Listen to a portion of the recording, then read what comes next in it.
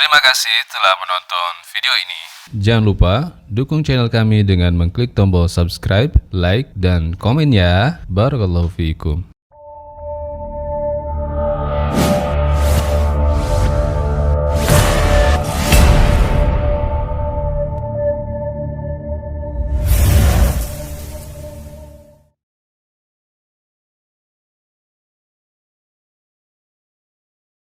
Ala nabiyina Muhammad wa ala alihi wa sahbihi ajma'in wa man tabi'ahum bi ihsan ila yaumiddin, amma ba'du. Ibu-ibu apa kabar semua, Bu? Udah sarapan semua ya, Bu ya? Iya, nanti yang belum sarapan kita sarapan bareng-bareng di rumah masing-masing ya, Bu. Kata orang tak kenal maka tak aruf, Bu. Tak kenal maka tak aruf ya, Bu ya. Ya, nama saya Aini, Bu. Rumah saya enggak jauh, Bu, dari sini. Cuma 20 kilo. Di Kuningan, Jakarta. Ibu sering nonton Ustadz Maulana enggak di TV? Yang jamaah. Nah, di situ Ibu pernah lihat saya enggak? Apa Ibu nontonnya Ustadz Maulana sama Ustadz Syam doang? Yang lucu-lucu doang ya, Bu ya, biasanya. Oke, baik. Bu, hari ini insya Allah kita akan bahas hal yang sangat penting sekali untuk kita ketahui. Ini tentang mahram adalah salah satu cabang ilmu fikih, bab fikih pernikahan. Kalau mata kuliahnya masuk nanti fiqhul usroh atau al-ahwal asy-syakhsiyah. Nanti di salah satu babnya ada yang namanya mahram. Ada nanti disebutkan dalam Al-Quran siapa saja mahram kita itu di An-Nisa ayat 22 dan 23. Cuman di An-Nisa ayat 22 dan 23 ini menjelaskan mahram perempuan-perempuan yang haram dinikahi, sedangkan nanti kita balik gendernya. Karena kita semua perempuan, kita balik gendernya menjadi laki-laki yang tidak boleh kita nikahi. Sebelum kita melangkah lebih lanjut, Bu, tentang siapa saja mahram kita dan apa saja konsekuensinya, saya mau nanya sama Ibu. Bedanya mahram sama muhrim apa ya, Bu ya?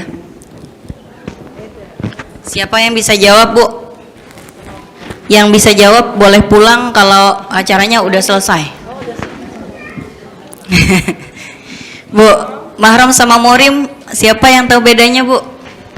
Iya, silakan Ibu. Kalau muhrim?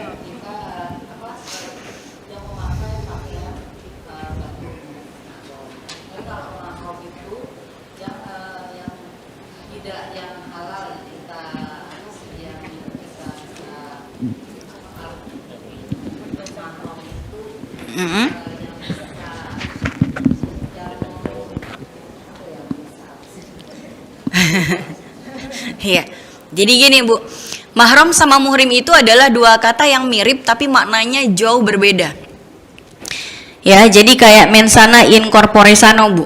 Yang satu ke sana, yang satu ke sono. Ibu ya, mensana in corpore sono, itu ya. Jadi, kalau muhrim, tadi Bu udah benar ya, Bu ya. Muhrim itu dari kata ahrama yuhrimu ihraman, isim fa'ilnya muhrim. Jadi orang yang sedang melaksanakan ibadah ihram. Kalau orang laki-laki pakai kain ihram, kalau yang perempuan pakai baju yang menutup aurat ya, dengan niat untuk berihram. Baik ihramnya itu untuk haji ataupun ihramnya untuk umroh. Nah, itu namanya muhrim. Sedangkan mahram itu dari kata haram, alladzi yahrumu at-tazawwuj bihi, orang yang haram kita nikahi. Pokoknya orang yang haram kita nikahi itu namanya mahram. Dan yang akan kita bahas adalah orang yang haram kita nikahi selama-lamanya sampai mati kita nggak boleh menikah sama dia. Tapi memang mahram itu, Bu, terbagi menjadi dua. Ada mahram yang mu'abbad, ada mahram yang mu'aqqad. Apa sih itu?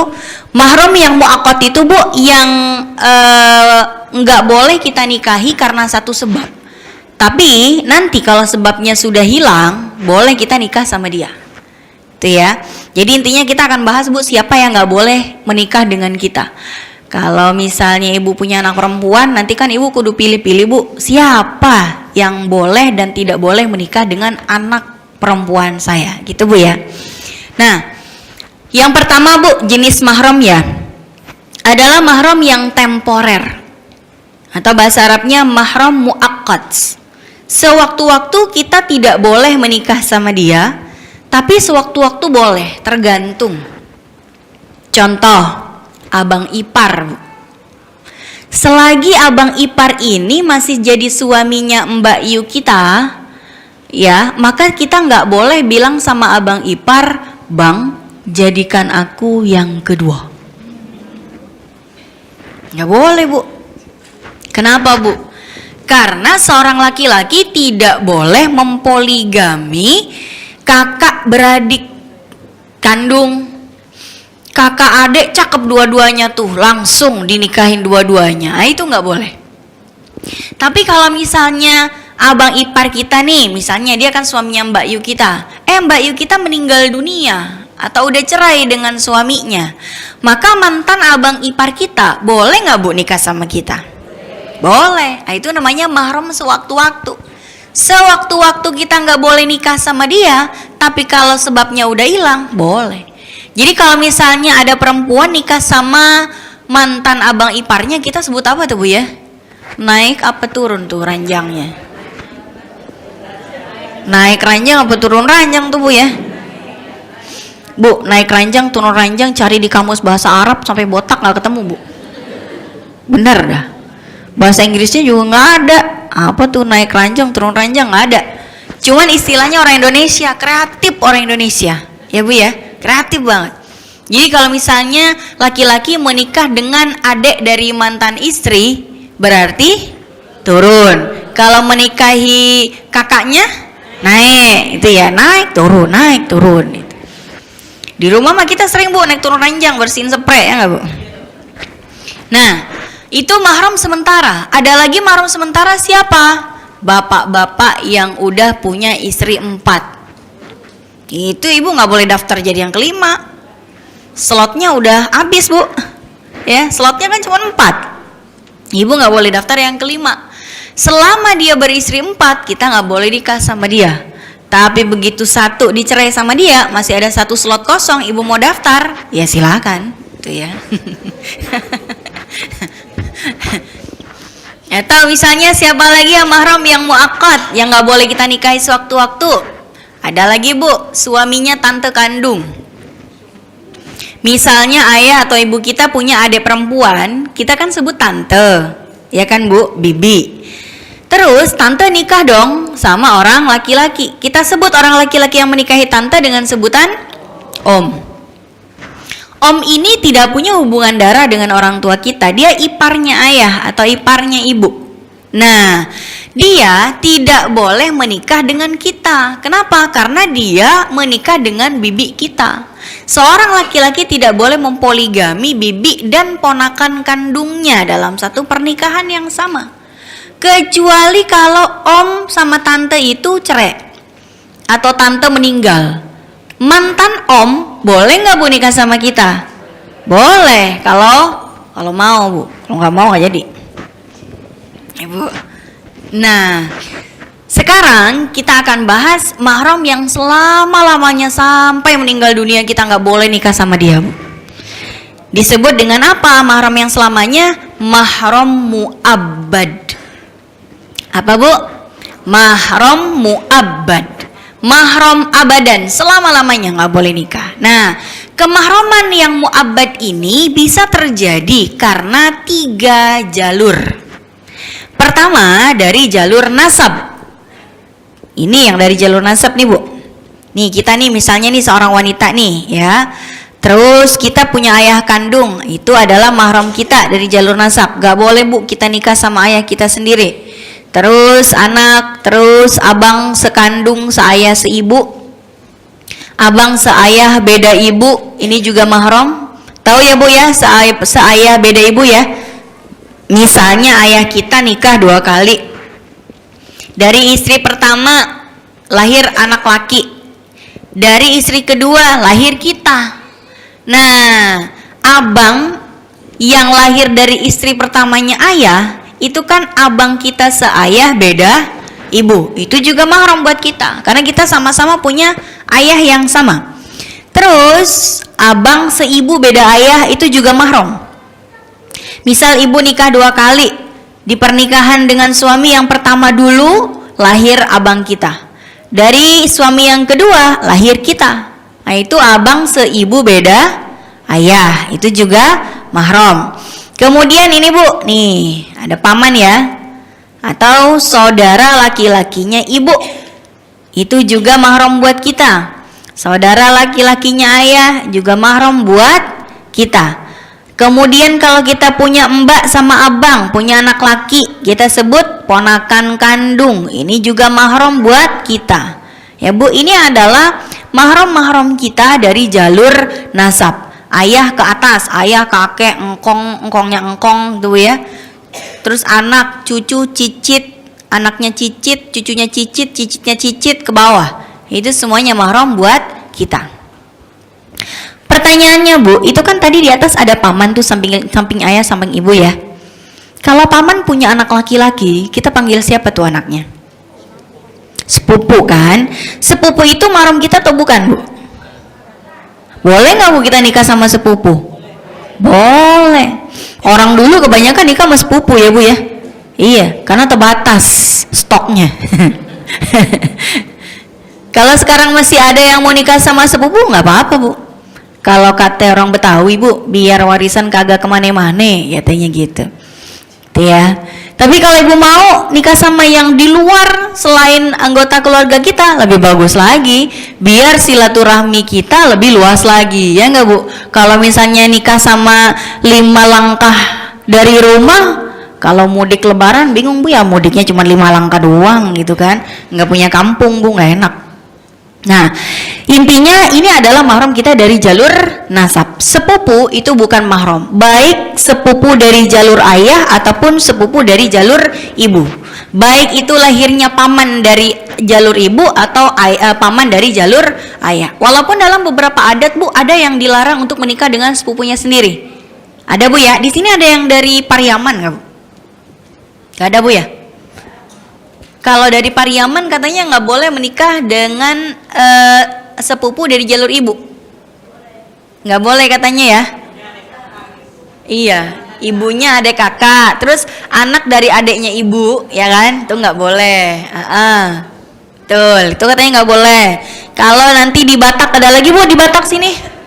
Kalau di Batak justru dari sepupu dari jalur ayah. Ayah sama paman nih saudaraan.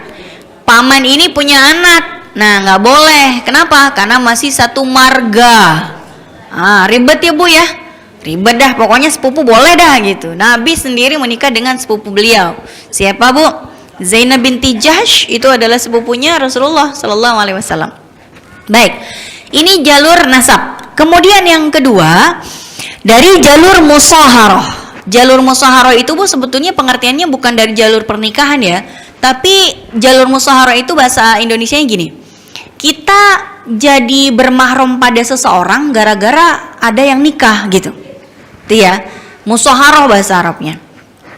Ya pernikahan lah, gara-gara ada pernikahan kita jadi punya mahram.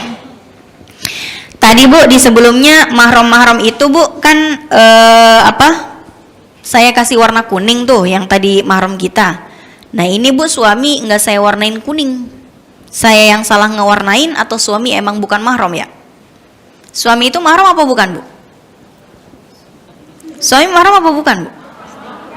Katanya mahram itu yang dilarang nikah. Ibu dilarang nikah nggak sama suaminya? Enggak ya?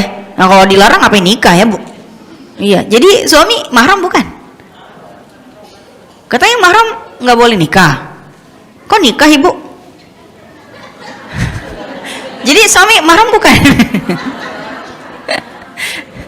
Bu, mahram bukan? Bukan mahram.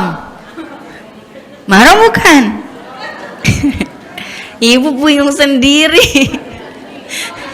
Ibu bilang mahram, tapi mukanya tuh kosong gitu, mahram gitu. Jadi kan mahram itu orang yang haram dinikahi.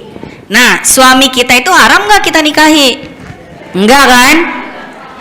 Berarti suami mahram atau bukan? Tuh kan, blunder ya Bu, suami itu tidak haram menikah dengan kita. Suami itu bukan orang yang haram kita nikahi. Ya, kalau haram ngapain kita nikah sama dia, ya nggak sih? Berarti suami bukan mahram. Suami bukan mahram, Bu. Tapi ngapain ibu boleh berduaan sama suami? Ayo.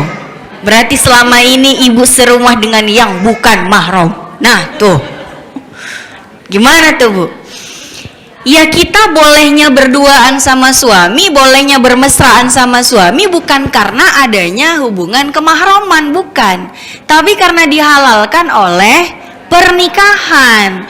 Maka ibu bolehnya bermesraan sama suami hanya selama diikat oleh pernikahan. Kalau ikatan pernikahannya dilepas gara-gara cerai, udah jadi mantan terindah, nah, masih boleh nggak Bu berduaan sama suami? Enggak lah, kalau udah jadi mantan mah lu gue gitu. Iya kan? Iya dong. Kalau mau bermesraan lagi ngapain, Bu? Balikan lagi, iya kan? Mahar lagi. Dulu pas masih gadis dinikahi maharnya seperangkat alat sholat. Udah pernah diceraiin mau balik lagi. Mau balik lagi nggak, Neng? Yuk balikan lagi sama abang. Mau bang tapi maharnya gedean ya, gitu. Ya, Bu. Dulu mahar kita seperangkat alat sholat, Bang. Sekarang minta yang lain. Minta apa, Neng? Seperangkat alat berat, Bang, gitu. Bu, tau nggak seperangkat alat berat? Itu loh buat bikin rumah ya. Ada apa tuh, beko, ada kren ya. Tahu Bu itu apa tuh namanya tuh? Truk mulen buat giling semen ya, Bu ya. Ah, itu aja tuh, Bu, jadi mahar. Susah parkirnya tapi. Nah, jadi kita dengan suami itu bukan mahram karena kita tidak haram menikah dengan dia.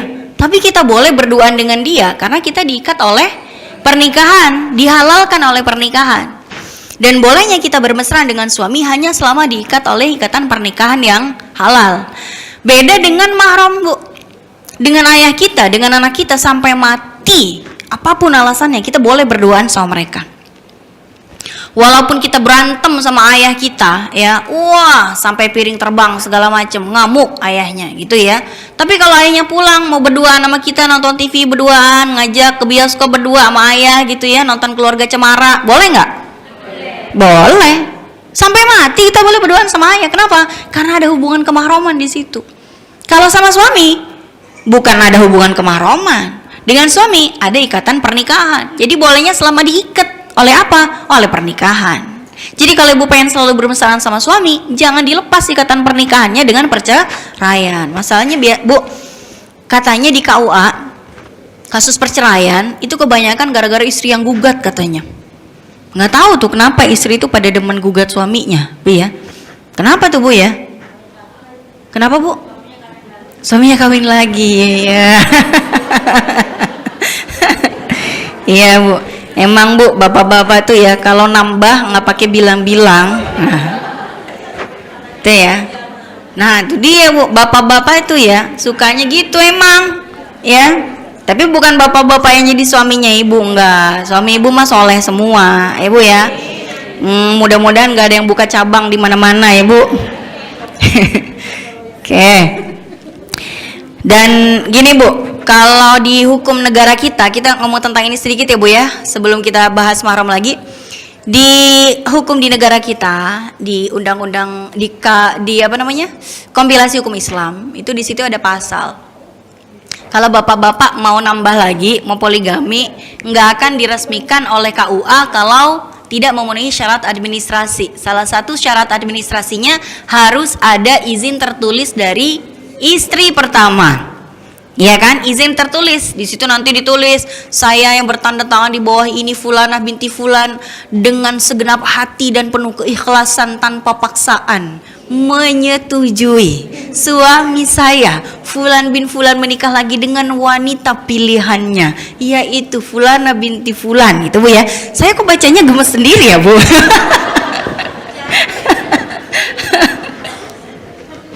Habis itu tanda tangan tuh, Bu. Tanda tangan di situ, istrinya. Kalau nggak bisa, kalau istrinya buta huruf, cap jempol. Nah, ibu bangun tidur, tolong dicek jempolnya ada tintanya apa enggak. Takutnya ibu lagi tidur diambil jempolnya sama suaminya, kasih ke KUA. Buka, Pak KUA, nih istri saya udah ngizinin nih. Kok nggak ada tanda tangan Pak? Iya istri saya buta huruf tuh, ada jempolnya gitu. Istrinya bingung Bu, bangun tidur. Ini jempol kenapa udah ada tinta? Perasaan nih pilkada masih lama. Aduh. Jadi suami mahram bukan Bu? Suami mahram bukan Bu? Nah, ya udah. Oke baik. Nah, kalau misalnya seorang wanita menikah dengan suaminya, maka siapa yang menjadi mahram bagi seorang perempuan ini? Karena dia menikah dengan seorang laki-laki yang menjadi suaminya, maka ayah dari suaminya itu jadi mahram. Bapak mertuanya itu jadi mahram sampai mati. Walaupun suami istri ini sudah bercerai. Jadi kalau ada seorang wanita pernah menikah 3 kali, cerai semua, punya mantan mertua 3 orang, itu 3 mantan mertua mahram semua buat dia. Lebaran dia silaturahmiin tuh Bu, 3 mantan mertua, ya. Masih boleh cium tangan, ngobrol berdua, ya, boleh mojok, ngobrol, udah kayak bapak sendiri. Tapi kalau datang anaknya dia yang jadi mantan suaminya, nggak boleh tuh mojok, karena bukan mahram. Yang mahram itu bapaknya dia, ya. Mertua atau mantan mertua itu semuanya mahram. Sejak kapan kita dengan mertua kita jadi mahram Bu? Sejak kita sah menjadi istri dari suami kita. Begitu suami kita bilang saya terima nikahnya dan kawinnya fulana binti fulan dengan mahar yang disebut tunai, sah? Sah. Saat itu juga kita langsung jadi mahram dengan bapak mertua kita. Yang kedua, anaknya suami dari pernikahan sebelumnya atau sesudahnya. Jadi kalau misalnya ada seorang istri masih gadis ting-ting Bu, ya. Jadi ada gadis ting-ting menikah dengan duda yang sudah punya anak perjaka. Sejak duda ini menikah dengan si gadis, maka istrinya ini langsung bermahram kepada anak laki-lakinya si duda tadi. Ya Bu ya, anak tiri sama ibu tiri itu mahram sampai selamanya. Jika si bapak ini meninggal dunia, ya, terus anaknya bilang ke ibu tirinya, aku mau ikut mama aja, aku nggak mau ke mama kandung aku, dia galak, aku mau sama mama tiri aku aja, lebih baik, lebih bagus, lebih penyayang. Boleh nggak? Boleh, karena anak tiri sama ibu tiri itu mahram sampai mati, sama kayak anak kandung. Ya Bu ya. Sejak kapan? Ya sejak si ibu tiri ini menikah dengan bapaknya si anak tiri tadi. Oke. Yang ketiga, suaminya ibu yang bukan ayah kandung kita. Kalau ibu kita menjanda terus nikah lagi dengan laki-laki yang kedua, ya Bu, maka bapak tiri kita ini juga mahram buat kita. Tapi sejak kapan? Bukan sejak dia menikahi ibu, nih bedanya. Kalau mertua sama anak tiri itu sejak pernikahan sah. Tapi kalau bapak tiri dengan putri tiri itu beda sendiri. Sejak kapan? Nah, di sini di surat An-Nisa ayat 23 kan disebutkan, Bu. Ya kan? Robaib, anak perempuan kalian, wahai para laki-laki, akan menjadi mahram bagi kalian kalau kalian sudah menggauli ibunya. Jadi kalau misalnya ibu kita menikah lagi dengan suami yang baru, tapi ibu kita dengan suami yang baru itu belum melakukan tamkin, belum melakukan yang namanya jima, belum melakukan hubungan suami istri, itu kita dengan bapak tiri belum bermahram. Cuman kan kita nggak mungkin Bu nanya sama ibu kita kan, berani Bu nanya? Saya mah enggak. Pasti kita nanya, Bu udahan belum? Apanya Neng gitu kan? Ya, kita nggak berani ya Bu ya. Nah, para ulama mengatakan bahwa jima itu sama dengan hukumnya dengan al-khulwah as-sahihah atau at-tamkin. Maksudnya apa? Kalau ibu kita dengan suaminya yang baru udah pernah tinggal di satu ruangan yang cuman berduaan doang, pintunya dikunci, orang nggak boleh masuk dalam durasi yang sekiranya mereka bisa melakukan itu, nggak penting di dalam mereka ngobrol doang atau ngapain, nggak penting. Yang penting misalnya ibu sama suami barunya nikah nih habis isya, habis itu masuk kamar, keluar subuh. Itu subuh kita bapak tiri kita udah jadi mahram gitu. Nggak usah nanya, udah belum? Nggak usah. Karena itu yahillu mahalla al-khulwa as-sahihah, al-jima itu ya tadi. Nah, kemudian jadi kalau misalnya gini Bu, kalau misalnya ibu kita nih nikah dengan suami barunya, tapi baru ijab kabul ya, saya terima nikahnya dan kawinnya bla bla dibayar tunai gitu ya, sah. Terus bapak tiri kita bilang gini, mohon maaf ya para undangan sekalian, saya harus mengejar penerbangan ke Hong Kong. Wah, dari Hong Kong tuh ya. Jadi mau ngejar penerbangan ke Hong Kong nih, saya titip istri baru saya yang belum saya apa-apain nih, saya titip. Ya kan? Saya mau ngejar penerbangan ke Hong Kong, penting nih, ada urusan penting ya. Terbang dia Bu, istrinya nih, ibu kita belum dia papain. Dia ke Hong Kongnya lama Bu, 3 kali puasa, 3 kali lebaran gak pulang-pulang.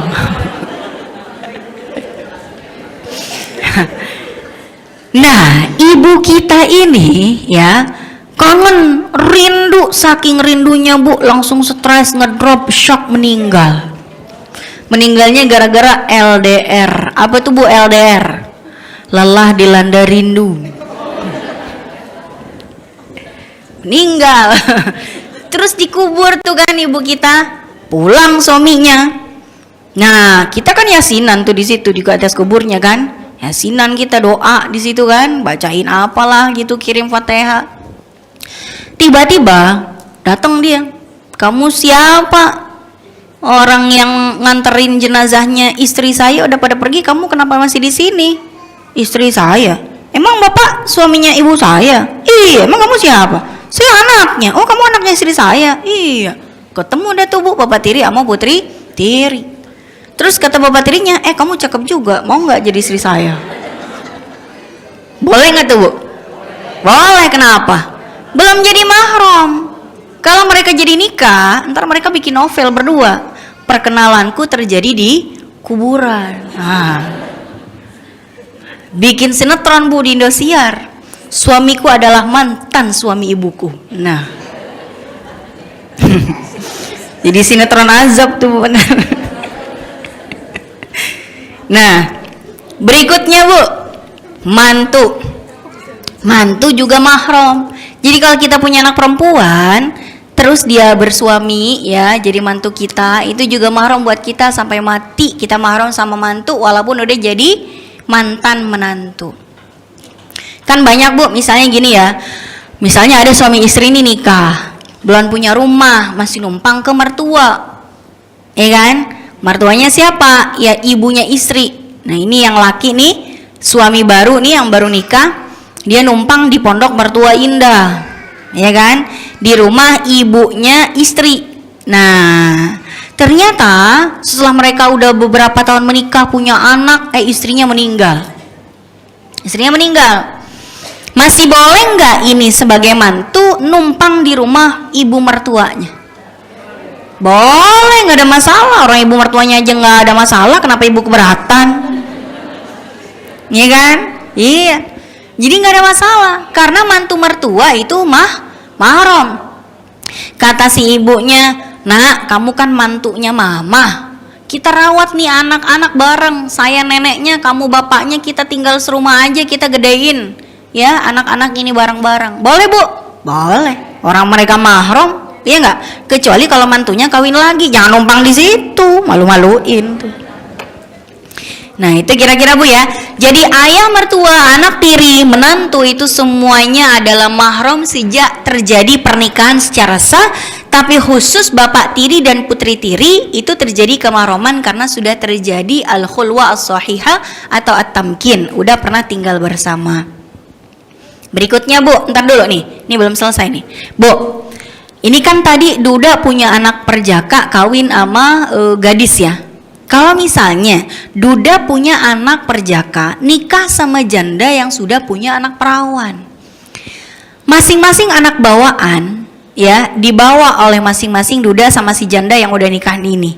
Masing-masing bawa anak bawaan dari pernikahan sebelumnya.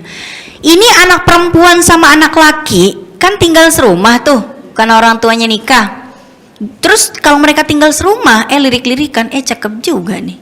cakep juga gitu ya. Mereka naksir Bu. Boleh nggak nikah? Sesama anak bawaan boleh nikah nggak Bu? Kenapa? Karena bukan mahram ya. Kalau perlu dari awal aja Bu. Nih bapak sama ibunya nih udah jadi cem-ceman kata orang Betawi. Ibu ya, udah saling bersukaan kata orang Betawi. Kayaknya mau nikah nih bapak kita sama emak kita. Nah kita juga boleh dong gitu kan. Boleh Bu, boleh nggak nikah satu pelaminan 2 pasang tuh, anak sama emak, anak sama bapak? Boleh. Jadi 2 generasi nikah 2 pasang dalam satu pelaminan, boleh kan? Boleh. Lumayan Bu, hemat catering. Ternyata si duda sama si janda yang nikah ini Bu, begitu menikah mereka, itu kan bapak ibu masing-masing ada di pelaminan juga. Besan kan? Ya kan? Bapaknya si duda ternyata menduda juga. Ibunya si janda ternyata janda juga. Besan tuh kan Bu? Lirik-lirikan. Boleh nggak nikah tuh besan? Besan mahram bukan? Bukan. Boleh nikah nggak? Boleh. Kalau mereka mau nikah juga boleh nggak? Kalau perlu 3 pasang di pelaminan boleh nggak? Fenomenal tuh Bu, 3 generasi satu pelaminan. Boleh kan? Boleh. Biar undangannya sekalian, Bu ya. Nah, jadi nyetak undangannya tuh langsung 3 nama, hemat Bu. Yang patungan 3 pasang, enak tuh, ya. Baik. Nah, ini tentang mahram karena pernikahan. Berikutnya, mahram karena persusuan. Ini yang penting sekali dan jarang dibahas. Jarang banget dibahas.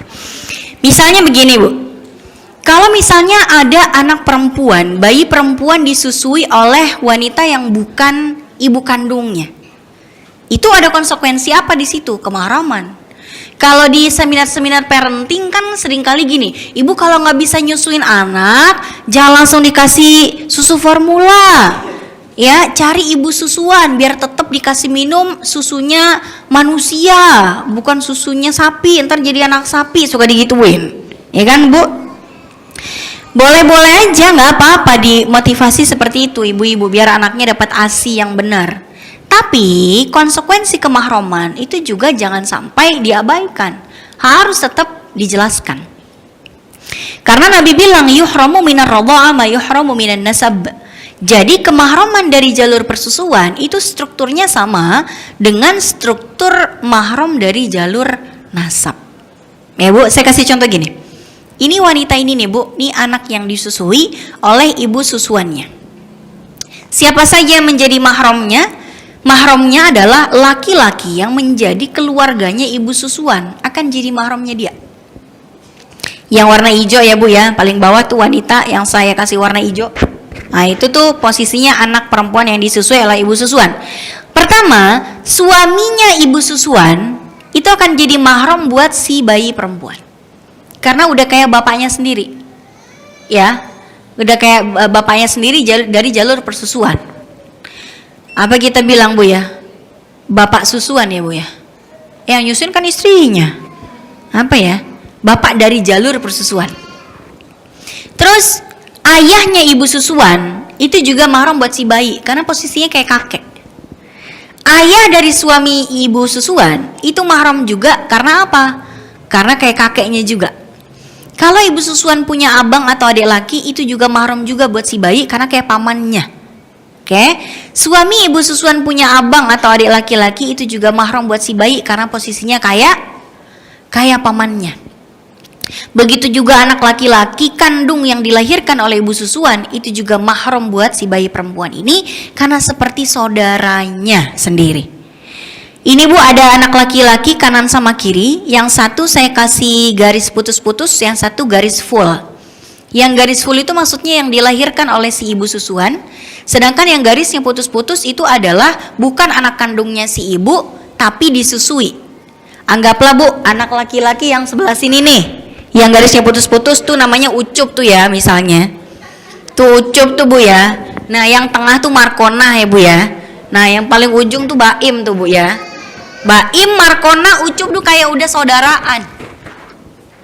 Karena mereka disusui atau dilahirkan oleh ibu yang sama. Baim dilahirkan oleh dia, Markona sama ucup disusui oleh si ibu. Mahram udah itu. Markona sama Baim boleh nikah nggak, Bu? Kenapa, Bu? Mahram. Markona sama Ucup boleh nikah nggak, Bu? Karena apa? Mahram. Ucup sama Baim boleh nikah nggak, Bu? Kenapa, Bu? Mahram ya? Enggak, Bu, karena laki-laki. Laki-laki mau laki-laki nikah, ya, Bu ya. Nah, di sini nih, Bu, yang sering missing, apalagi buat yang suka asal ngasih asinya ke teman-temannya. Nih asi saya banyak banget nih, berlimpah. Mana asi anak kalau nyusu cepet banget. Nih asi saya masih banyak banget. Yo, siapa yang mau asi nih? Yang asinya nggak keluar, yang punya bayi yang masih nyusu. Nih ambil nih, gitu ya. Asal ngasih gitu, jangan. Ya. Kenapa? Ya takut jadi mahram, ada konsekuensi kemahraman. Jangan sampai gini, Bu. Jangan sampai si Markonah sama Ucup udah gedenya mereka nggak tahu kalau mereka saudara persusuan. Kuliah di tempat yang sama, satu fakultas, satu organisasi ya, satu pesantren, udah gede ketemu, sama-sama saling suka.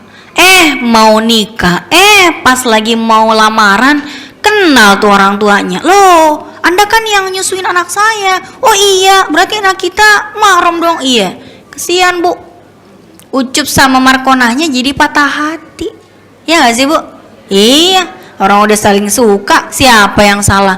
Orang tuanya gak ngasih tahu dari awal. Tuh ya. Jadi kalau kita mau nyusuin anak orang, kita bilang sama ibunya, Bu, ini daftar keluarga saya yang laki-laki, semua mahram buat dia. Ini adalah daftar bayi laki-laki yang saya susui, akan jadi mahram buat anak perempuan ibu. Kalau anak ibu, anak yang kita susui itu laki-laki, kita bilang sama ibunya, ini keluarga perempuan saya, akan jadi mahram buat dia. Dan ini daftar bayi perempuan yang saya susuin, ya akan menjadi mahram buat dia. Misalnya kita udah nyusuin dia, suatu saat kita nyusuin lagi anak orang, kita harus ngasih tahu ke semua anak-anak susuan kita bahwa dia nambah lagi mahramnya. Tuh ya, jadi jangan sembarangan. Boleh nyusuin anak orang, boleh anak kita disusuin perempuan yang lain, asalkan ini diperhatikan, ya Bu. Nah, biasanya kalau misalnya lagi saya sebutin kayak begini, biasanya ada yang mau nanya, terus malu-malu, abis itu nanyanya minta nomor WhatsApp, terus dia nanya, daripada entar ada yang nanya saya lewat WhatsApp ribet, saya jawab aja sekarang. Biasanya ada yang nanya gini, maaf Ibu, maaf, ini rada-rada gimana tapi harus disampaikan. Ada yang nanya gini, kalau misalnya suami itu kan bukan mahram, kalau terminum ASI istrinya jadi mahram apa enggak? Contoh, ada ibu-ibu lagi breast pump, tahu breast pump nggak, Bu? Dipompa asinya, taruh di gelas, taruh di kulkas, ya kan? Terus dia lagi ke minimarket nyari hand sanitizer sama masker tuh, ya. Padahal kehabisan, Bu. Dia ke minimarket tuh. Suaminya pulang, Bu. Ya, mana kepanasan, nggak ada ojek, mana becek gitu ya. Dia buka kulkas tuh, ya, dibuka kulkas. Ya namanya bapak-bapak ya, Bu, sore-sore ya, apalagi kalau bapak-bapak model P11 tuh. Apa tuh, Bu, P11? Pergi pagi, pulang petang, pinggal, pinggul, pegel-pegel, pala pening, penghasilan pas-pasan. Udah 15. Nah, ini si bapak pulang, ya kan, haus. Buka apa kalau haus? Buka kulkas. Ada susu, Bu, dingin. Wah, diminum, gelek, alhamdulillah. Istrinya datang ngelihat, papa itu kan asinya mama. Kalau di sinetron apa kata papanya? Apa itu ya? Habis itu kameranya jeng gitu ya. Nah, apakah papanya bilang sama istrinya, kalau gitu aku adalah anak susuannya mama, mahram dong kita, cerai dong kita, gitu nggak, Bu? Jadi mahram nggak? Kenapa nggak? Nggak sengaja. Kalau besoknya udah tahu tuh punya istrinya diminum juga, mumpung istrinya lagi belanja ke minimarket lagi, nyari masker lagi gitu, Bu ya, diminum sama suaminya, jadi mahram nggak? Kenapa? Karena Karena ada 4 syarat yang harus dipenuhi untuk bisa jadi mahram dari jalur persusuan. Enggak asal nyusuin anak orang terus dia jadi mahram, enggak. Ada syaratnya. Nih Bu, syarat yang pertama, ASI harus masuk ke dalam perut si bayi tadi Bu ya. Jadi si bayi itu harus masuk ASInya ke dalam perut, gitu. Kemudian yang kedua, sampai kenyang nyusunya. Jadi bayi Bu, kalau misalnya dia tuh nyusu sampai kenyang tuh ciri-cirinya Ibu pasti tahu dong, ya kan? Dia udah nyusu, terus kita tengkurepin di badan kita tepok-tepok, terus dia sendawa, ya kan? Atau dia ngelepas sendiri puting ibunya, habis itu dia tidur. Banyaklah ciri-ciri bayi kenyang Ibu ya. Kemudian masuk ke perut, minum ASI sampai kenyangnya itu minimal 5 kali penyusuan sebagaimana asar yang diriwayatkan dari bunda kita Aisyah radhiyallahu anha. Penyusuan yang bisa menumbuhkan tulang dan darah dan daging yang menyebabkan kemahroman adalah penyusuan sampai khamsu rada'at. Jadi 5 kali penyusuan sampai kenyang. Bukan 5 kali ngisap, 5 kali kenyang. Jadi kalau misalnya ibu-ibu masih muda, ada Mahmud Abbas Bu. Apa tuh Mahmud Abbas Bu? Mamah muda anak baru 1 Bu. Ya. Jadi anak ini, ya ibu ini baru punya anak, belum pernah pengalaman punya anak. Dibawa bayinya belanja. Ibu tahu Tanah Abang nggak? Rumah saya Bu deket Tanah Abang. Ya, dia belanja ke Tanah Abang tuh ya. Saking banyaknya pilihan baju yang bagus menjelang Lebaran, dia khilaf Bu. Tahu-tahu udah di lantai 6, dia tawaf semua di situ. Ya, ditawafin semua lantainya nyari baju. Lantai 6 dia baru sadar, astagfirullah, kayaknya tadi bawa anak dah gitu. Akhirnya dia ke lantai 1 lagi, ke toko yang pertama, bener deh tuh anaknya ditinggal. Ternyata pas dia ke lantai 1, anaknya lagi disusuin sama yang punya toko. Ibu ngapain nyusuin anak saya? Ya, ibu ngapain ninggal anaknya di toko saya gitu ya. Nih anaknya nangis-nangis mulu nih, mana berisik, ya udah saya nggak tega, saya susuin aja nih, emaknya hilang gitu kan. Udah ibu harus tanyain, anak saya nyusunya udah berapa kali kenyang? Oh, baru 2 kali, tenang aja. Nah, belum terjadi kemahroman apapun antara si bayi dengan yang nyusuin ibu-ibu di toko, karena baru 2 kali, belum sampai 5 kali kenyang, itu Bu ya. Kemudian syarat yang keempat, bayi yang disusui usianya maksimal 2 tahun Bu, bukan 32 tahun. Maka tadi udah kejawab ya, yang suami tadi minum ASI istrinya, nggak mungkin umur suaminya masih 2 tahun. Jadi suami tadi nggak jadi mahram sama istrinya karena tidak memenuhi syarat umur yang nggak bisa balik Bu, 2 tahun lagi ya. Mau dibilang ini kan nyusunya harus sampai kenyang, mana ada bapak minum susu kenyang. Kita Bu perut Melayu, kita udah makan bakso sama mie ayam, ditanya udah makan apa belum? Loh, apalagi cuma minum susu, Bu ya. Baik, Bu, sampai di sini ada pertanyaan apa enggak? Kalau enggak ada yang nanya, saya yang nanya. Iya Bu, silakan. Sebentar Bu, pakai mic. Oh iya, pakai mic. Di mana yang bertanya? Apa-apa Bu, situ aja, saya yang lari.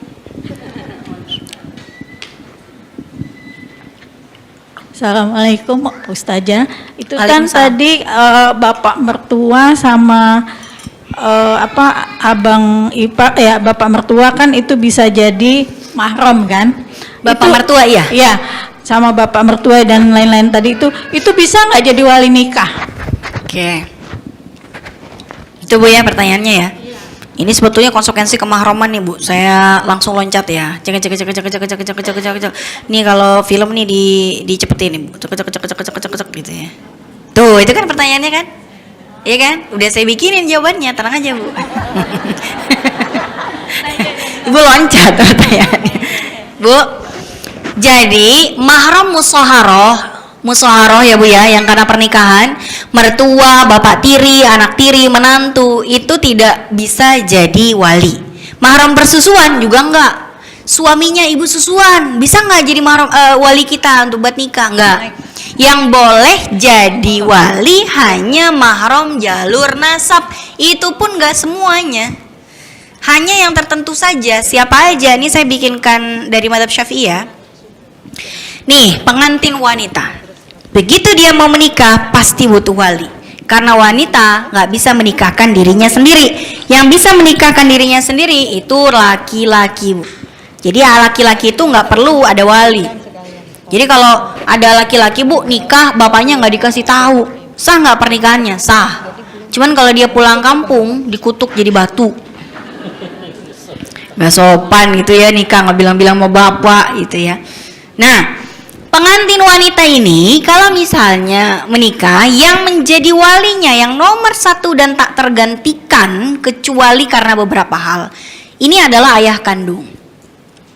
Ayah kandung itu adalah wali yang tidak tergantikan kecuali kalau kewaliannya gugur sendiri. Apa yang menyebabkan kewalian seorang ayah gugur? Pertama, meninggal. Kalau ayahnya udah meninggal, nggak bisa jadi wali. Gimana orang meninggal mau nikahkan? Nggak bisa. Yang kedua, ayahnya masuk agama selain Islam. Masuk Kristen, ya Bu ya. Masuk Hindu. Daripada ibu masuk Kristen, mending masuk angin dah Bu. Ya, nggak enak masuk agama lain, tuh murtad jadinya. Menghapus semua kebaikan kita sejak kita baligh. Ya, na'udzubillah. Jadi pertama yang menggugurkan itu adalah meninggal, yang kedua non muslim. Yang ketiga yang menggugurkan kewalian seorang ayah adalah mafqud. Apa itu? Hilang, ayahnya nggak ada kabar. Bapaknya tadi Bu ya pergi, nggak tahu kemana tuh. Udah lama banget bapaknya meninggalkan si anak ini. Sampai si anak ini nyari nggak ketemu. Maka si anak bisa lapor ke KUA, Pak KUA saya mau nikah. Tapi walinya mana Neng? Wali saya hilang. Tuh ya, bapak saya hilang. Hilang di mana Neng? Di laci. Ya hilang Pak, nggak ketahuan. Kalau dia masih hidup nggak ketahuan di mana. Kalau dia udah meninggal kuburannya juga di mana nggak tahu. Itu boleh diganti dengan wali yang lain. Kalau kewalian ayah itu sudah gugur, yang paling berhak menjadi wali adalah ayahnya, ayah, kakek. Bukan ayahnya ibu ya Bu, ayahnya ayah, kakek. Kalau kakek sudah meninggal, siapa? Abang atau adik laki-laki. Adik laki-laki Bu boleh jadi mahram, tapi adik laki-lakinya si pengantin nggak boleh yang masih kecil. Ya, masih SD kelas 5 jadi wali nikah, nggak bisa. Harus sudah dewasa. Balagha sinnar rusydi namanya. Dewasa wali, wali itu. Kalau abang sama adik kandungnya nggak ada, maka abang atau adik yang seayah beda ibu. Abang seayah beda ibu bisa jadi wali. Kita sama dia binnya sama. Tapi bukan abang seibu beda ayah. Ya, kalau abang seibu beda ayah, kita sama dia binnya udah beda. Yang boleh yang binnya sama, baik itu sekandung atau seayah beda ibu, itu bisa jadi wali. Kalau abang nggak ada, ini Bu mohon maaf, nomor 4 sama 5 kebalik ya. Yang nomor 4 itu paman ya, baru ponakan. Kalau nomor 3 nggak ada, kalau abang nggak ada, maka paman. Yang mana paman yang bisa jadi wali nikah? Saudara lelakinya ayah, bukan saudara lelakinya ibu. Ya, jadi paman ini adalah abang kandungnya ayah atau abangnya ayah seayah beda ibu. Kebayang nggak Bu? Abangnya ayah seayah beda ibu. Kakek punya 2 istri. Dari istri pertama lahir ayah, dari istri yang kedua lahir paman. Nah, itu juga bisa jadi wali. Ayah sama paman itu binnya sama. Nggak penting mereka lahir dari ibu yang sama atau enggak. Yang penting binnya sama. Nah, itu bisa jadi wali. Kalau paman enggak ada, baru nomor 5 ponakan. Nomor 4 sama nomor 5 tolong dibalik ya Bu. Baru kemudian ponakan kandung. Misal Bu, kan ada kalanya Bu ya. Kita misalnya anak bungsu. Kita punya abang kandung yang sulung. Yang sulung anaknya ternyata seumuran sama kita. Bisa jadi begitu kan? Nah, ponakan kandung itu bisa jadi wali nikah. Anaknya abang kandung kita itu bisa jadi wali nikah. Bukan anaknya mbak, bukan. Anaknya abang. Karena kalau anaknya mbak, binnya ponakan itu binnya itu ke bapaknya dia, ke bapaknya lagi. Nggak nyambung nasabnya ke kita. Jadi harus anak laki-lakinya abang. Ya. Nah, nggak ada nomor 1 sampai nomor 5. Nih yang terakhir Bu. Ini satu-satunya pihak yang bukan mahram tapi boleh jadi wali nikah. Siapa? Sepupu yang datangnya dari paman, yang mana paman ini adalah saudaranya ayah. Ya Bu, sepupu yang jalurnya ini Bu ya. Kan banyak kita punya sepupu nih. Sepupu yang ini nih, anaknya paman, yang mana paman itu saudaranya ayah. Nah, nomor 6 ini adalah sepupu. Dia bukan mahram, tapi dia bisa jadi wali nikah, tapi dia enggak boleh berperan ganda. Jadi wali juga, jadi manten juga, nggak boleh. Harus milih Bu. Mau jadi wali, ya cari manten siapa. Kalau dia mau jadi manten, nggak boleh jadi wali. Kalau dia jadi manten juga, wali juga, ijab kabulnya susah Bu. Dia yang wali, dia yang jawab, dia yang ijab, dia yang kabul. Saya nikahkan diri saya dengan dirinya. Iya, saya terima nikahnya saya dengan dirinya, ya gimana? Ya Bu. Tapi kalau sepupu ini laki-laki 2, kakak adik, nah boleh. 1 manten, 1 wali. Misal nomor 1 sampai nomor 5 udah nggak ada. Misal ada perempuan mu'alaf berdua sama sepupunya. Nah sepupunya ini bisa jadi mahramnya. Itu Bu ya kira-kira. Udah kejawab ya Bu ya? Iya, pertanyaan yang lain Bu? Ibu ada yang masih bertanya? Masih mau bertanya? Ada lagi? Kalau nggak ada saya lanjut.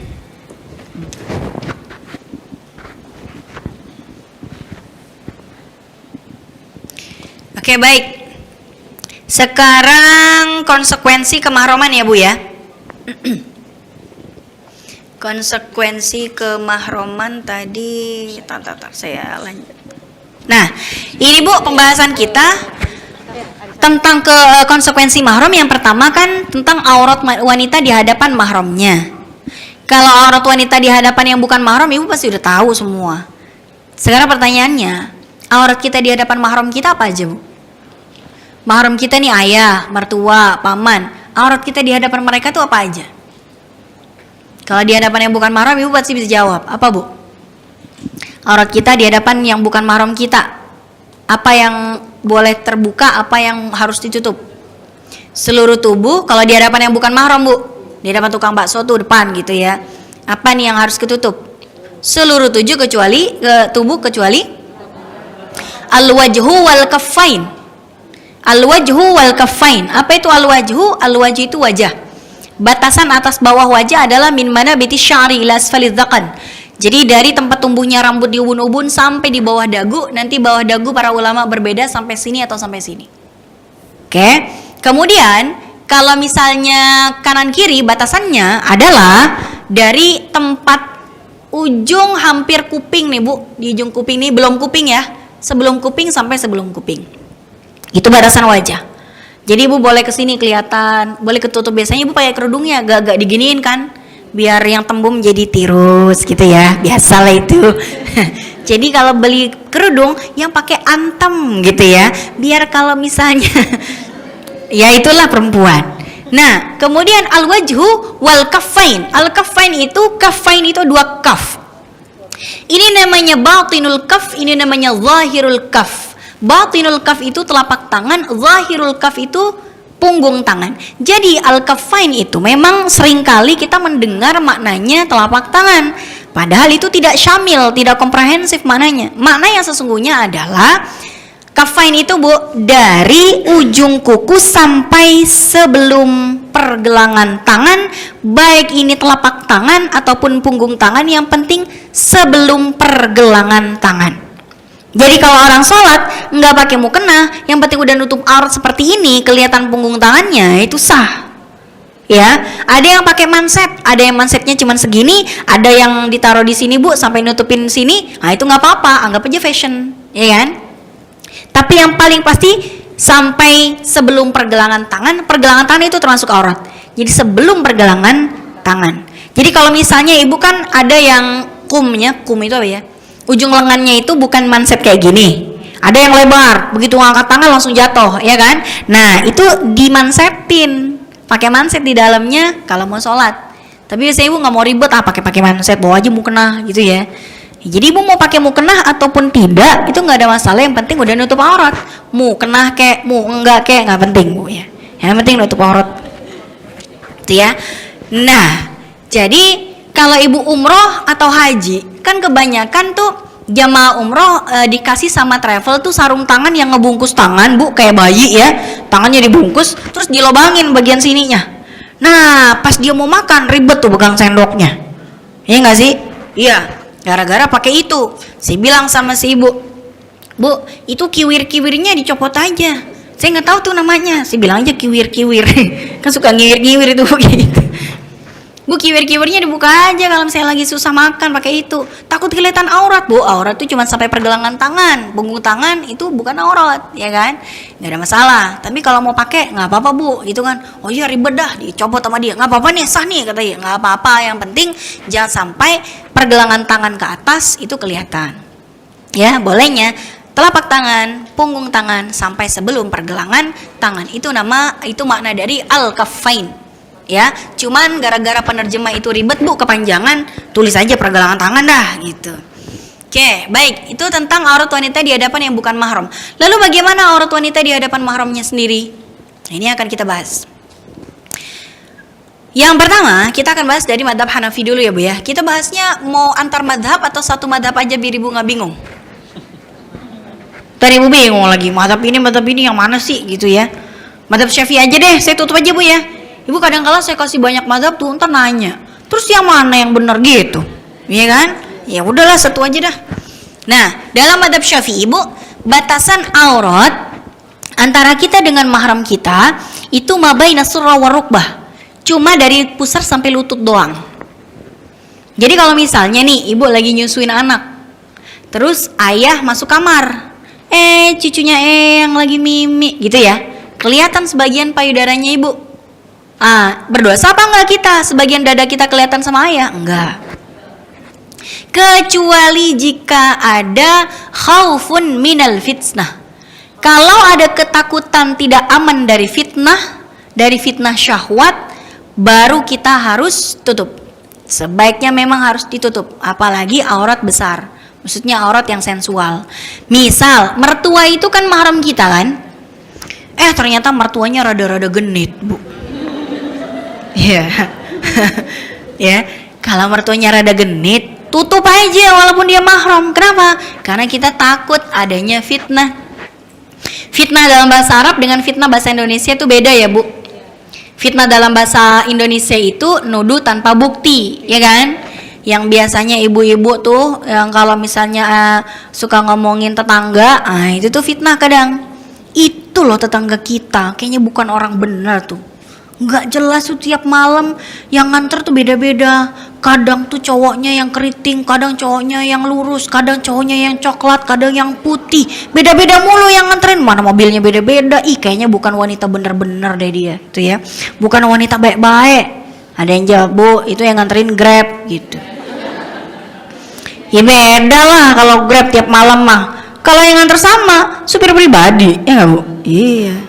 Ada aja, tapi ibu-ibu ya. Atau misalnya ada tukang sayur Bu, sambil milih terong, sambil milih tomat, ngomongin tetangga sebelah. Pokoknya kalau ada ibu-ibu ngumpul, terus ada yang bilang gini, tahu nggak Jeng? Tuh, itu tandanya akan ada aib yang terbongkar. Ya, iya. Jadi tukang sayur di komplek-komplek perumahan itu jadi kantor berita dia. Tahu aib semua ibu-ibu di situ. Tuh ya, jadi fitnah dalam bahasa Indonesia itu kayak gitu, tapi fitnah dalam bahasa Arab beda. Fitnah dalam bahasa Arab itu maknanya banyak. Salah satunya fitnah syahwat, ya. Takut adanya fitnah syahwat, takutnya nanti mertuanya rada-rada gimana, mana genit, mana gak punya istri gitu ya. Ribet dah. Dan kita tutup aja. Tapi kalau tidak takut adanya fitnah, gak ada masalah, ya. Itu adalah batasan aurat kita dengan yang menjadi mahram kita sendiri. Punten, mohon maaf, Ustadz Ali sampai jam berapa?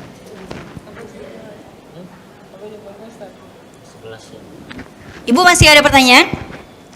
Kalau enggak saya lanjut ya. Itu adalah aurat kita dengan yang menjadi mahram kita sendiri. Tapi kalau misalnya aurat kita dengan sesama wanita muslimah, itu apa aja Bu?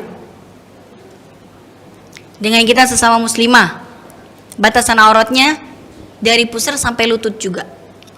Jadi kalau ibu punya anak perempuan ngekos, punya teman sekamar, teman kos perempuan juga kan, muslimah kan, itu ibu bilang sama anak perempuannya kalau tidur pakai celana minimal nutup dari pusar sampai lutut.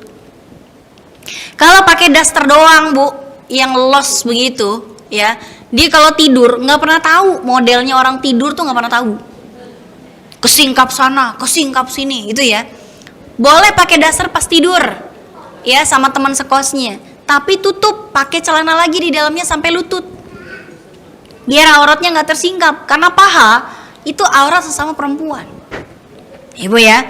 Nah, kalau ibu misalnya anak laki nih, anak laki itu kan auratnya juga dari pusar sampai lutut.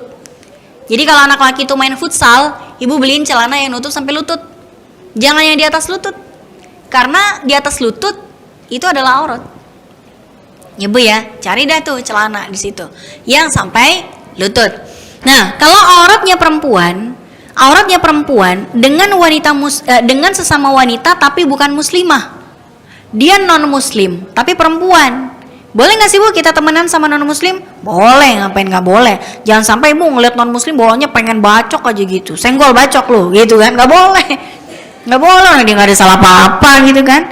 Ya tapi dia bukan saudara kita dalam seagama, tetap kita harus berbuat baik.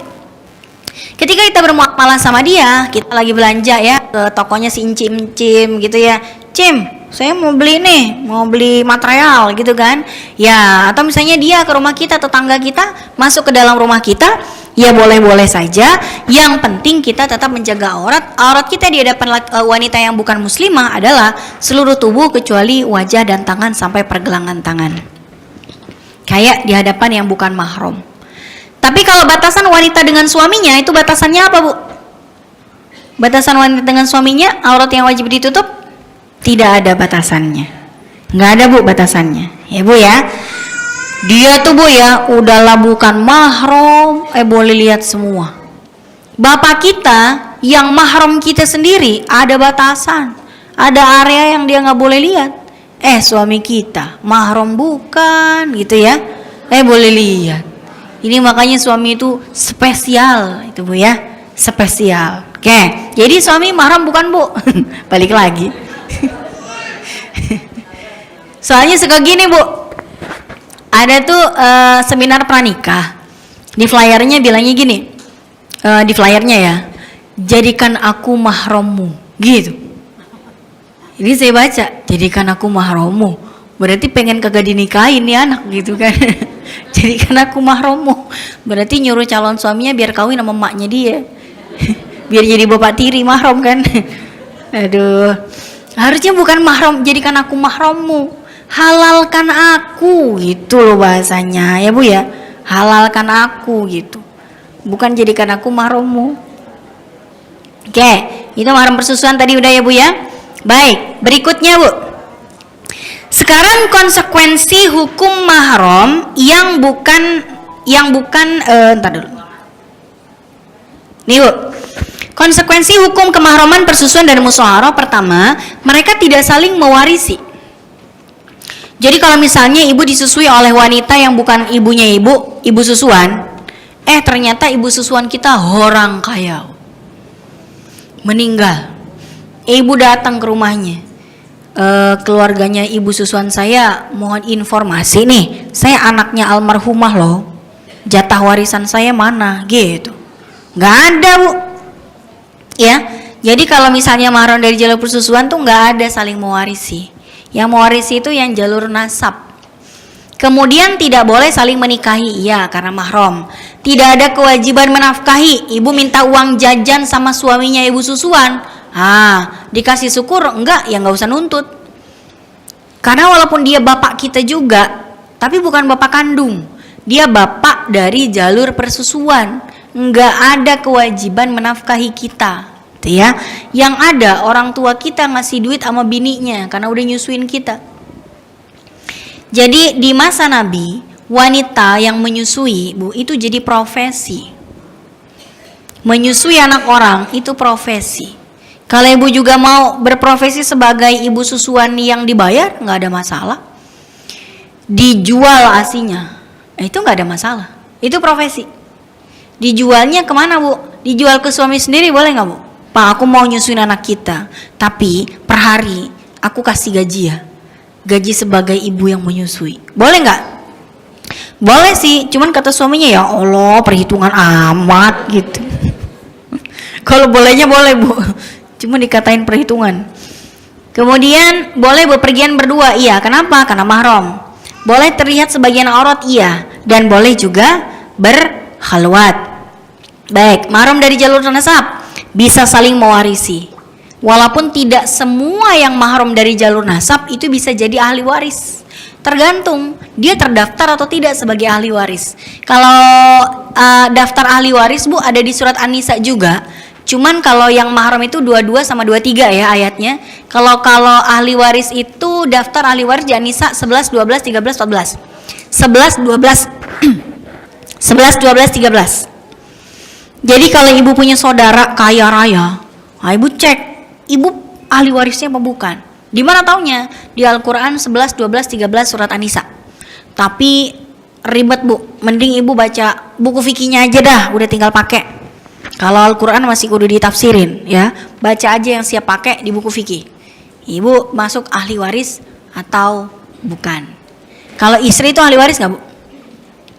Ahli waris nggak istri? Suami yang meninggal istri dapat warisan nggak? Dapat ya? Dapat dong. Kalau mantan istri dapat nggak? Enggak lah, namanya juga mantan. Oke, baik. Bisa jadi wajib menafkahi mahram jalur nasab. Artinya kita dengan ayah kita ada kewajiban nafkah di situ. Kita punya hak, dia yang berkewajiban nafkahin, ya kan? Ayah meninggal dunia, siapa yang wajib nafkahi kita Bu? Kalau kita belum menikah, kakek, ayahnya ayah. Ayahnya ayah udah meninggal dunia, siapa yang wajib nafkahin kita? Abang kita atau adik laki-laki kita? Bu, ini kakak nih kita. Kita punya adik laki, bukan kita yang wajib nafkahin dia. Dia nafkahin kita. Kenapa? Karena dia yang laki, kita yang perempuan. Enak Bu jadi perempuan. Enak. Nggak wajib nafkahin siapa-siapa. Jangankan nafkahin orang, nafkahin diri sendiri aja nggak wajib. Tinggal nodong, iya nggak? Kalau kita punya suami, minta sama suami. Kita punya ayah, minta sama ayah. Nggak punya ayah, punya kakek, minta sama kakek. Nggak ada kakek, ada abang, bang, minta sama abang. Ya Bu ya. Jadi perempuan itu enak. Ya Bu ya. Makanya Ibu jadi perempuan aja, jangan jadi laki-laki. Tak boleh saling menikah, iya, karena mahram. Boleh bepergian berdua, oke. Boleh terlihat sebagian aurat, iya. Dan boleh berkhalwat. Khalwat apaan Bu? Khalwat itu berdua-duaan. Cium tangan sama abang yang sepersusuan, boleh nggak?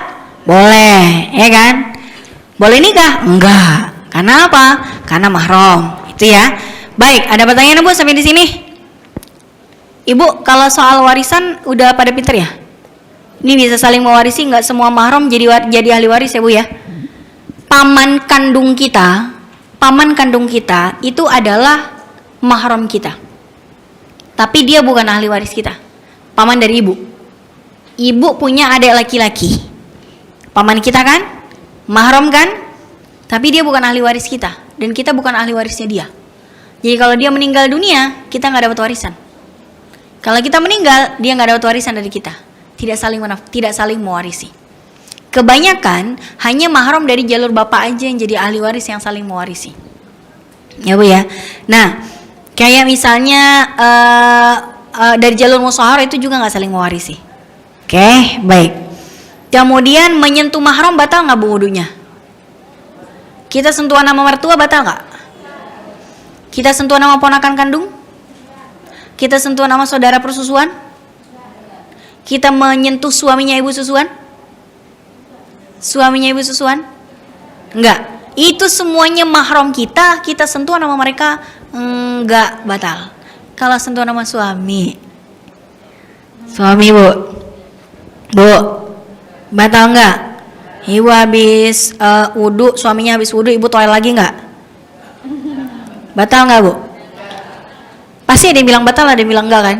Iya, emang beda-beda para ulama. Tadi Bu di masjid ini bilangnya misalnya batal atau enggak. Tadi masjid yang lain beda lagi, ya kan Bu? Masjid mana lagi beda lagi. Ibu buka YouTube beda lagi, iya kan? Bingung Ibu. Ya Bu, karena semua ulama itu berbeda pendapat. Ya, soal apakah menyentuh suami itu membatalkan atau tidak. Kalau suami itu mahram kita, selesai urusannya. Nggak batal. Masalahnya dia bukan mahram kan? Nah ini yang jadi masalah. Bukan mahram tapi halal. Nah aneh nih ya, mahram bukan, ya Tapi ya pokoknya suami itu yang bukan-bukan lah tuh suami itu ya. Jadi menyentuh suami itu nanti para ulama beda pendapat. Ketentuannya gini Bu, saya jembrengin semua dah Bu ya, karena udah terlanjur kita di Indonesia udah pada nyampur. Ada yang Syafi'i, ada yang bukan, sehingga kadang yang sentuhan sama suami, kadang suaminya disentuh istrinya, suaminya wudu, istrinya enggak. Akhirnya suaminya wudu lagi, ditoel lagi sama istrinya. Wudu, toel batal. Wudu, toel batal. Itu ya. Akhirnya berantem nggak jadi sholat gitu kan. Nah, makanya daripada bingung-bingung gitu kan, kita bahas aja deh 4 mazhab semuanya seperti apa. Kalau mazhab Hanafi mengatakan yang menyebabkan batalnya wudu itu adalah berhubungan intim atau terjadi iltiqaul khitanain, bertemunya dua kemaluan suami dan istri itu yang menyebabkan batalnya wudu. Sedangkan Hanafi, Maliki, Hambali, Syafi'i semuanya mengatakan enggak. Kenapa sih Bu para ulama beda-beda dalam memberikan hukum sentuhan suami istri? Sebagian mengatakan batal, sebagian enggak. Kenapa? Qurannya sama, ayatnya sama, hadisnya sama. Kenapa beda-beda hasilnya? Karena cara mengambil kesimpulannya sama. Ibu kalau saya kasih tepung sama santan, saya kasih ayam sama santan, ibu masak apa? Opor. Ada yang kare Bu, ada yang kare, ya kan? Nah itu bahannya sama, Quran hadis sama, metodenya yang beda. Masing-masing punya usul fiqh yang berbeda-beda. Nanti mazhab Hanafi, ya di situ Bu di surat Al-Maidah ayat 6, itu di situ ada kata lamastum. Aula mastumun nisa, kalau kalian menyentuh wanita-wanita yang bukan mahram, maka berwudulah lagi. Kalau nggak ketemu wudu, fatayammamu sa'idan thayyiba, maka kamu bertayamumlah dengan tanah yang suci. Artinya, kalau menyentuh si laki-laki itu menyentuh wanitanya, istrinya yang bukan mahram itu kan disuruh wudu lagi. Tapi kata mazhab Hanafi, kata lamastum itu menyentuh, makna makna harfiahnya itu menyentuh. Tapi maksudnya itu adalah berhubungan badan. Kayak misalnya kita Bu bilang, itu suaminya nggak pernah menyentuh istrinya deh. Bukan nggak pernah noel sama sekali, maksudnya tidak pernah menggauli istrinya, gitu kan? Maka kata mazhab Hanafi, menyentuh dalam Al-Maidah ayat 6 itu maksudnya berhubungan badan. Jadi kalau cuma noel-noel doang nggak batal, kata Hanafi. Terus gimana kata Maliki Hambali? Kata Maliki Hambali, suami istri menyentuh yang membatalkan itu menyentuh yang dengan syahwat. Kalau nggak pakai syahwat nggak batal. Kata siapa? Maliki dan Hambali. Pokoknya yang bersyahwat dia yang batal, yang nggak bersyahwat nggak batal. Jadi kalau suami pulang ngelihat istrinya lagi nyambel di rumah Bu, ya, begitu suaminya cium istrinya dari belakang pipinya, pipinya mama nih, masya Allah bau terasi. Ya. Istrinya dicium nyetrum. Bersyahwat, suaminya nggak bersyahwat gimana, bau terasi gitu kan. Nah yang batal yang nyetrum tadi, istrinya batal, orang nyetrum ya kan. Suaminya nggak ada nyetrum-nyetrumnya, orang rambut bau bawang, pipi bau terasi, gimana mau nyetrum gitu kan. Nah karena suaminya tidak bersyahwat, suaminya nggak batal. Itu kata Maliki sama Hambali. Syafi'i beda lagi. Kata Syafi'i, menyentuh dalam Al-Maidah ayat 6 itu makna harfiah, jika bisa dimaknai dengan makna hakiki menyentuh, kenapa ditarik-tarik ke mana yang lain? Tuh ya. Jadi kata mazhab Syafi'i, menyentuh itu maknanya iltiqaul basyaratain. Menyentuh dua kulit. Kulit suami, kulit istri menyentuh tanpa ada penghalang sama sekali, batal. Ya Bu ya, ini namanya iltiqaul basyaratain. Menyentuh kulit dengan kulit tanpa ada penghalang sama sekali. Tapi kalau menyentuhnya di sini, kan ada baju nih, nah itu nggak batal. Kalau begini batal, begini batal, begini enggak. Dan yang tidak batal lagi dalam mazhab Syafi'i, kalau yang disentuh itu adalah anggota tubuh yang enggak ada kulitnya, nah itu nggak batal. Karena menyentuh yang membatalkan dalam mazhab Syafi'i harus kulit dengan kulit. Kalau kulit dengan bukan kulit nggak batal. Apa Bu yang nggak ada kulitnya anggota tubuh kita? Rambut. Ya kan? Jadi kalau ibu misalnya lagi nyisir, rambutnya indah banget, mana panjang, mana berkilau, mana aduh, bagus.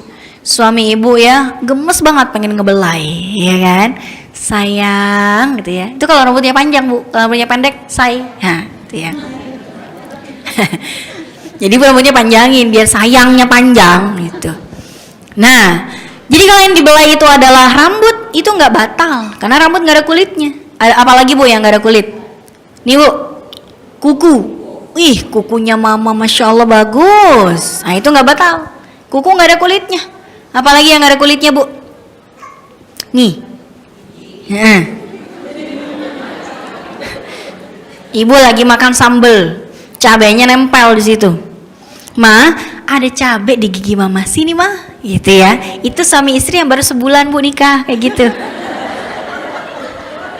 Kalau udah 10 tahun, woi gigi ngaca tuh, gitu. Gitu, ya kan Bu? Kalau baru sebulan jadi nikah kan, jatuh istrinya, Masya Allah sayang, sakit nggak sayang? Coba udah 20 tahun jatuh, mata lu di mana, gitu. Nah, jadi giginya disentuh sama suaminya, diambilin tuh cabenya, tuh ya, itu nggak batal. Kenapa? Gigi nggak ada kulit. Apalagi Bu yang nggak ada kulitnya? Bola mata, bener tuh Ibu. Bola mata nggak ada kulitnya. Dicolok, dicolok gitu Bu ya. Udah nggak ada bedanya, dicolok nih matanya. Udah kayak cimol dicolok. Nah, jadi kalau yang disentuh adalah kulit langsung, kata Madzhab Syafi'i batal dengan atau tanpa syahwat. Jadi mau sampai kapanpun di beberapa masjid ustadznya beda, keputusannya beda.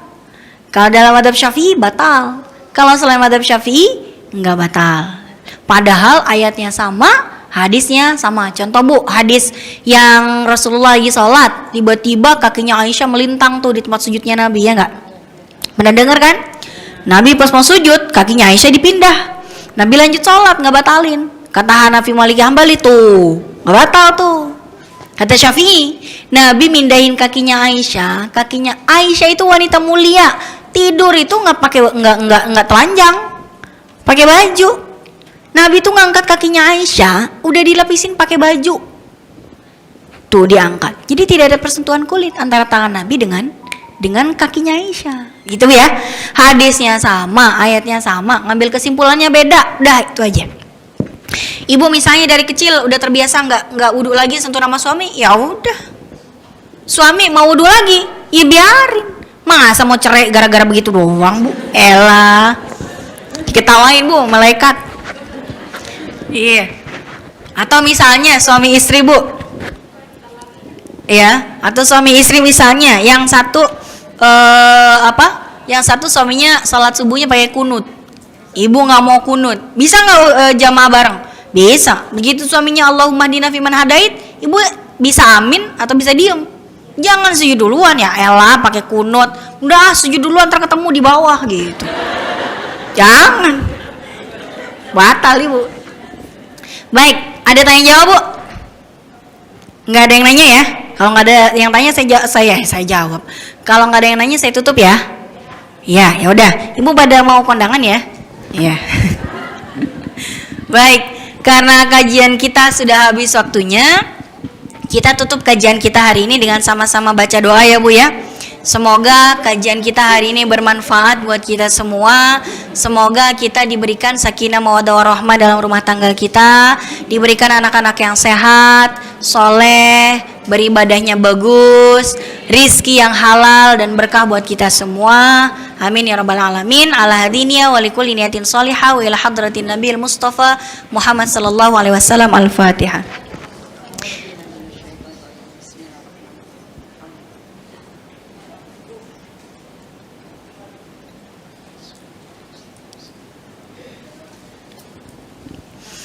حمدا يوافي نعمه ويكافئ مزيده يا ربنا لك الحمد كما ينبغي لجلال وجهك الكريم ولعظيم سلطانك ربنا تقبل منا صلاتنا وصيامنا وركوعنا وسجودنا وتخشعنا وتضرعنا وتمم تقصيرنا يا الله يا أرحم الراحمين ربنا ظلمنا أنفسنا وإن لم تغفر لنا وترحمنا لنكونن من الخاسرين اللهم ارزقنا رزقا حلالا طيبا مباركا وأنت خير الرازقين اللهم اكفنا بحلالك عن حرامك وبطاعتك عن معصيتك وبفضلك عمن سواك ربنا آتنا في الدنيا حسنة وفي الآخرة حسنة وقنا عذاب النار سبحان ربك رب العزة عما يصفون وسلام على المرسلين والحمد لله رب العالمين. Mohon maaf jika ada salah-salah kata. Billahi taufiq wal hidayah. Assalamualaikum warahmatullahi wabarakatuh. Terima kasih kami aturkan kepada Ustazah Aini Aryani LC yang